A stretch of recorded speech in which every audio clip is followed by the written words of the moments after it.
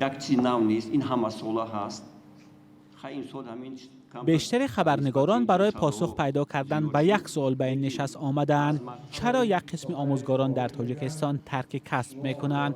برخی گفتند این کار به یک فاجعه تبدیل شده است. معلم مثلا معلم تربیت جسمانی تاریخ درس میدهد و یکم فن دیگر. این که مثلا معلم نمیرسد، جناب استاد من فکر میکنم این به حد فاجعه رسیده است. و ما کوشش میکنیم که مؤسسه توسط میانه کسبی ما وزیر معارف با یک خونسردی ترک ساحه کردن یک قسم آموزگاران را تصدیق کرد، اما گفت این یک روند معمولی است.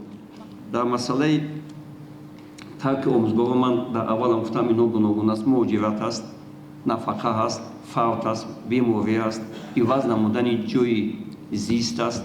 خیلی طبیعی است که حالتهایی است که قانع کننده نیست.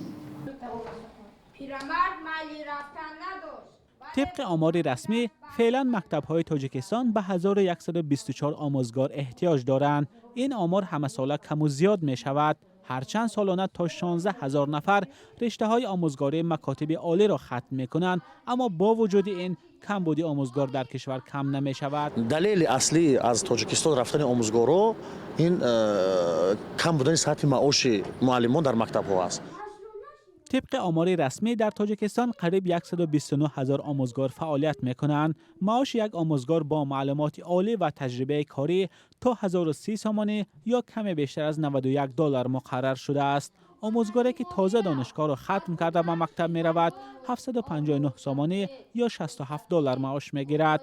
از ماه ینور امسال این مبلغ 20% زیاد شد.